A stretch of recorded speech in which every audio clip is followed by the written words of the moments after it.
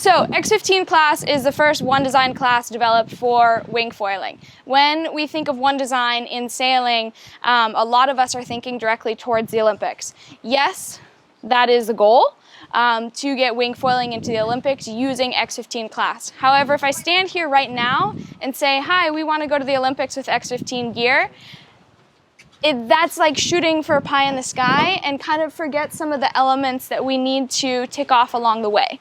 So for this first year in particular, the goals with X-15 are to focus all on youth and junior classes and use X-15 as a way to get kids and people out from the beginning schools and continue advancing through different levels of participation, racing, program development going forward. So with X-15, it's kind of like a plug and play model to progress the sport. We want to have yes, the goal is to get wing foiling in the Olympics, but my goal and what I've seen from the sport of wing foiling and coaching as a whole is that when we can have sport progression and kids have a place to follow, then they're going to exceed. And when you get more kids together, like sailing together, coaching together, learning together, the level's going to go so much higher. So the question is, how do we do that, right? Like, it's a great idea to be like, okay, cool, here's the equipment. Now, with all your 20 best friends, go out there and figure it out. It doesn't really work. We need to have programming, coaching, events, people working together to be able to give the feedback and the structure directly with the kids. So, for example, last year we did a Freewing training camp.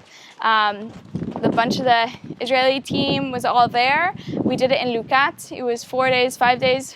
Hopefully you guys had fun. We had kids, how old was he? He was 11. From 11 up, we had Dan participating as well. And, it was really fun because you have a very broad group of talent. That camp was also a little bit challenging because we had 7 different nations and 7 different languages. So coaching in a variety of different languages was tricky. However, it didn't really seem to be a barrier because everybody was there for the passion of being on the water and for learning. And we showed up and the kids had to have their notebooks. We provided Freewing notebooks for everybody. And I said, all right, Gio is there. Between Gio and Chris, we pretty much made it happen. And we showed up and we said, okay, here's your notebook and here's your pen. Basically, we're coming to school. And so it was like a whole week of school for wing foiling. And everybody had so much fun and improved so much. We did freestyle, we did racing, we did heat strategy, nutrition, the whole picture. And where I'm going at with this is that programs like that are what we're trying to build with X-15. But now we have the equipment where we can go and implement that and build the progression of the sport for wing foiling. So a lot of the ways that we're doing this now, and the other side to this is sailing as a whole has a massive base of participants and people that are interested in getting into sailing, parents that take their kids and join Opti classes. And the sailing world as a whole sees a big transition come when kids are about 13, 14, 15 years old, perhaps aging out of an Opti class, and where do we go next? Out of all of the Olympic disciplines, more than half are now foiling classes. So one of the best ways to teach foiling is through wing foiling. We have all of these sailors that are super talented and very well aware of the wind, sailing, participation, but might not have necessarily the foil experience. And one of the fastest and, to be honest, cheapest ways to teach foiling is through a wing foil. So from a federation standpoint, from local clubs wanting to increase the participation in their sailing club, keeping more members in, if you can introduce youth classes, all of a sudden your membership base is going to increase, the sailing overall participation is going to increase, and if kids get into it, they're enjoying it, their parents will come in as well. So that's one of the additional sides to wing foiling as a whole that is just super beneficial and positive for growing the sport inside clubs and working with sailing federations. So that's a bit of the foundational structure. The other reason too, in order to apply for class status and get official class status, which we will be applying for at the next, the earliest AGM, which is going to be this October in Singapore with World Sailing. World Sailing really wants to focus on youth and juniors and make sure that there is a platform and a progression system available for the kids. So it's not just super high-end focused on, you know, the senior high-end ability, but that we have a really strong base. So that being said, this year focusing on youth and juniors. And when I say youth and juniors, it's 19 and below. So World Sailing, fortunately, wants us to be super successful. So that's a really good place to start building a class when the governing body says, yes, we want to see this happening. So that's a bit of an overview of why kids. It's easier to work with federations when you're building development programs for youth and juniors. The equipment itself, which I'll jump into in a second, is very user-friendly. The other thing too, the price point is a bit lower for kids, and looking at the big scale, it will grow not only the sport of foiling, but or the sport of sailing, but with wing foiling as well. So that is the idea for building the foundation around youth and juniors. Real quick, let's jump into some of the equipment breakdowns and some of the goals as a class. So when we are racing, the other element, since we're talking about youth, juniors, I don't want to make it super complicated. I want it to be as simple to understand for a kid who tried wing foiling to get into it and they love it. Maybe their parents have never done a water sport, and now all of a sudden you have to go and they want to do a race and they have to explain to their parents what all these different start sequence flags mean and, you know, what an AP flag is and how often they have to get out there. It's like already lost, already confusing. Yes, there will be some of the traditional sailing elements involved, but in terms of like courses, the events that we're running, we want to make it as simple as possible. So whether you have never done a regatta type race before or the participants have never done one, it's accessible for everybody. So the rules are super clear, very specific. The other thing is the courses are super simple, and the equipment is also going to be very simple and easy to understand. So for the equipment side, we have different classes, different age groups. It's not fair to say a kid who, you know, is 9 years old, who's really excited, who wants to go out there, to be racing on the same kit that, you know, very developed 18-year-old young woman is. That's not fair to say. So we have a variety of different equipment and age groups. The smallest age group is under 13. So everybody under 13 would be on same size equipment, which Sven is a very good wing holder, which is a 4.5. You can also see, so this right here, this is the 4.5. This is going to be for U13, so everybody 13 years old and under. The thing about the smaller wings is they have Dacron rather than the Hukipa material. The reason being, it really helps keep the cost down for the lower classes. It's very strong. It's easy for the kids. It's light, all that. The big thing you guys will notice with all of these wings is they have zippers. This is the first time that we've introduced a reefing technology. For all of you that are familiar with windsurfing, kiting, you typically have a downhaul or a deep power line. In wing foiling, we don't really have that. You pump your wing up and that's the wing you got. One design class means you have to, instead of having a box rule where you could register a bunch of different wings, you have one wing. So we need to make sure that a 13-year-old kid that's going to go out sailing today when it's 25 gusting 30 knots can be able to hold on. So we've introduced these zippers. Basically, this is our reefing technology. So it gets super windy, and we have the ability to remove an element of the wing. So on the smaller wings, it reduces the wing by about 1 meter. On the bigger wings, the biggest being the 6.5, it reduces by 1.2, the 6 by 1.1 meters. So instead of having a 6, you would have a 4.9, about that. These zippers, as you know, we're very much against plastic in starboard. However, we're more so against corrosion, because when you have metal zippers together with plastic and salt, or sand, it's a really terrible mixture. So we have both plastic zippers and with the plastic teeth to make sure that they don't get all corroded over time. The other thing, yesterday I was playing around with it. I stuck a wing in the sand and filled it with sand, and surprise, surprise, the zipper would not go on. So when you do take the reefing sections off, you go back, put it in some water, then it goes on really smooth and easy. So it reduces the wing so you can be able to keep sailing when the wind conditions change a lot. One of the other things that's a very small detail, but it's going to become really important as we get more into youth development. We're running training camps.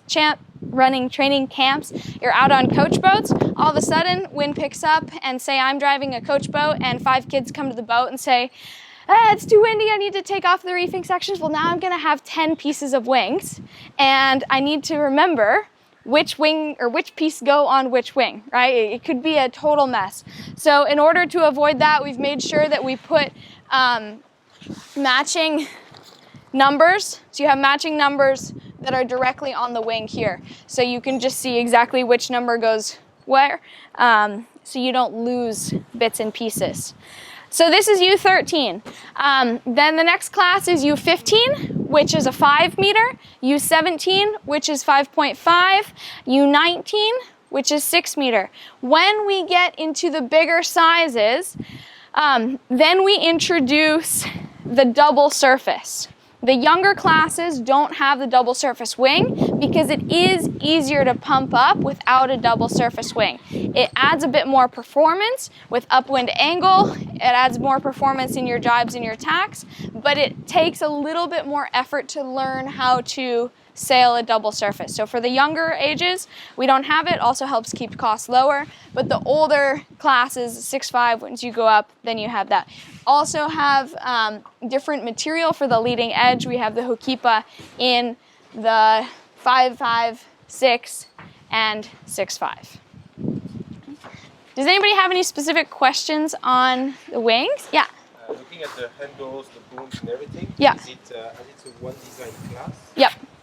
Do people can choose their handles, or is that fixed like this? Because I see that we can put some handles on it. Yeah, for what we're going to be doing going forward is this one was one of the earlier ones that we were testing with coming out.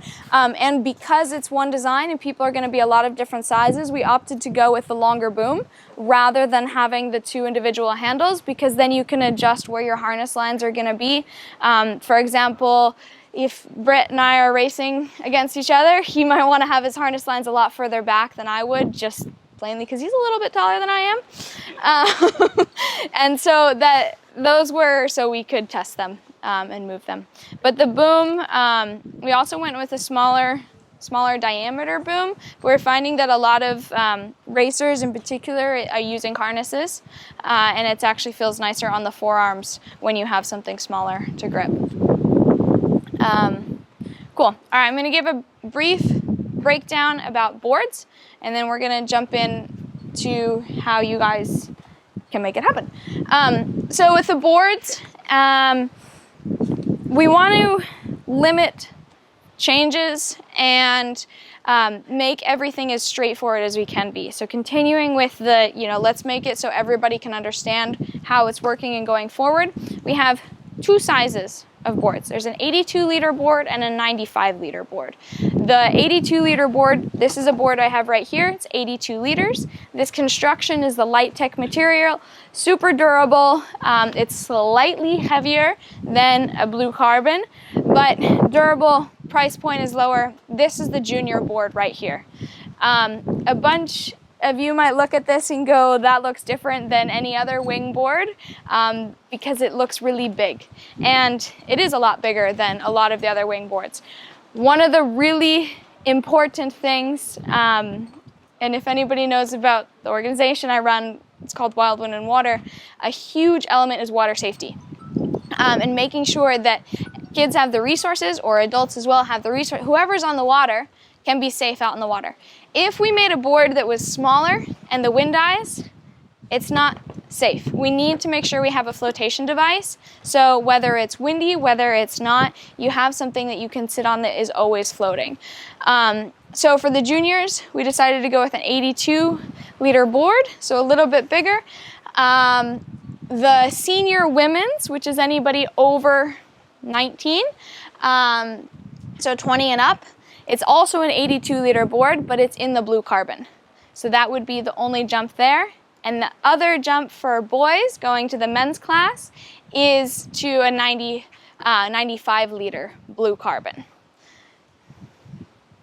The other thing, bringing in the one element that we wanted to keep different from, say, IQ foil is the option to have different front wings available. It's not like, you know, we can choose 5 different front wings or whatnot, but the package itself comes with an 820 front wing designed by Martin Fisher, and it's built for easy to get up on foil early, and they'll feel different from a lot of the foils that you're used to because they're built for a lot of control. It's a cool foil because if you're new to foiling, you have a lot of wingspan to be super stable on. And then as you progress, then that transfers over to upwind angle and downwind angle and pumping. The thing I will say for those that are jumping on it for the first time, when you go to do your jibes and your tacks, be a little bit more patient with your turn. Don't try and like whip a turn right away because of the wider wingspan. It takes a second to adjust to that. But that would be the 820. Then we also have 2 other options, a 1200 and a 560. So on a day like today, kids, or say myself, I'm gonna go out, say I'm 15 years old, but I'm racing in the 17 division because there were a lot of 17-year-olds and I wanted to race with them and I wanted to race up a class. Anybody can race up an age group, you just can't race down. So I go out there, but man, it's really windy. And I decide that instead of myself taking the 820 today, I'm gonna take the 560. That's totally fine. There's gonna be some other kids maybe that are heavier than me. They're still gonna go with the 820. Maybe if there's some kids that it's their first regatta ever and they have a little bit of a hard time getting up on foil, still stick with the 1200. Totally fine within that.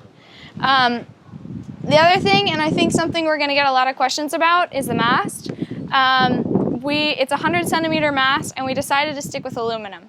Now it's probably a little bit in contrast to a lot of the directions of racing going forward right now, but we wanted to keep the cost lower for distributors, for shops, for parents, and for the sport as a whole. Already the price of the kit is less than half of IQ foil, so it has the potential to be like one of the least expensive Olympic classes going forward. But we didn't want to add another thousands of euros onto the foil kit. So that's one of the reasons why we went with aluminum. And I mean, sailing it, of course, there's always going to be a difference between aluminum and carbon. And so when you're having those conversations with shops, or, you know, like you're talking about the high-end racing side, it's like, well, let's also talk about the development of the sport as a whole. And I think that's something that like is a really important element with the whole concept behind the class.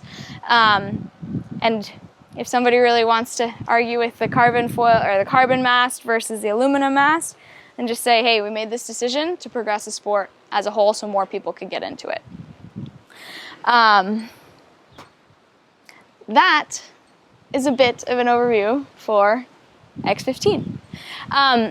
Additionally, now going forward, many of you, and thank you, have placed orders for equipment, which we super appreciate, because in order to get something off the ground, to get more development going forward, we need to have equipment and have events happening. Events don't necessarily just need to be big regattas. It can be super local.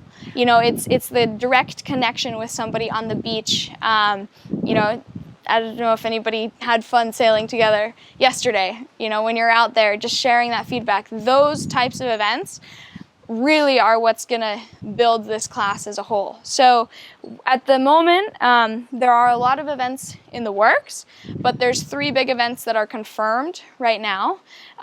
One of which is happening at Kiel, at Kielewoka, which is like one of the largest long-standing sailing regattas, the oldest sailing regattas in the world. And what we're doing there in Kiel is a 4-day X-15 event for juniors. What that means is that there's going to be a lot of sailors, but maybe not necessarily a lot of wing foilers when they first show up. But I'm going to be there, and the first 2 days, it's only going to be coaching. We're going to have 3 different coaches, each with coach boats and 1 safety boat, working directly with the kids to show them how to foil, basically coaching from the ground up. So the first 2 days, that's all we're going to be doing. I have no idea the level of wing foil experience we're going to have. I have a potential idea. I think it's going to be from nothing to, I know there's one girl who's super excited who already went out and bought her own X-15 kit because she really wants to go. So we're going to have this really broad spectrum of ability levels. So the first 2 days, no racing, no focus on racing. It's all about sailing together and improving, giving feedback. And then the third day is going to be some practice racing. So we're going to introduce the race course, race systems, and then the third day is going to be racing that's scoring, that you'd get a result, that they will also get awards on the main Kielewoka stage, which is a pretty cool thing. Same thing is going to be happening in Foiling Week in Italy, where we're going to do a same system, coaching, then racing. We're in the gorge where I live. We're going to do a training camp the end of August, beginning of September, just the week right before AWSI. So we're going to be doing a training camp there, following a regatta training camp, ring regatta, in Pensacola, Florida, just north of Britt and you guys, in October. So those are the 4 main training camps and programs that are on the schedule right now. The other events that we have that are in the works, working with World Sailing to get X-15 also included in the World Sailing Youth World Championships. Last year, Sven and Dan they went to Brazil and were invited to do a demo at the Youth World Championships in Buzios, Brazil. And so this year we've been invited back, but because we have equipment now and loads of it, we're going to be having Youth World Championships there. The other thing we're trying to do is blend it in conjunction with IQ Foil events, because the IQ Foil is a fantastic platform and basically hero and mentor to look up to in terms of youth development. And fortunately, I get to work with Gonzalo to kind of follow in his footsteps and learn from Gonzalo as well. So a lot of more events are on the table.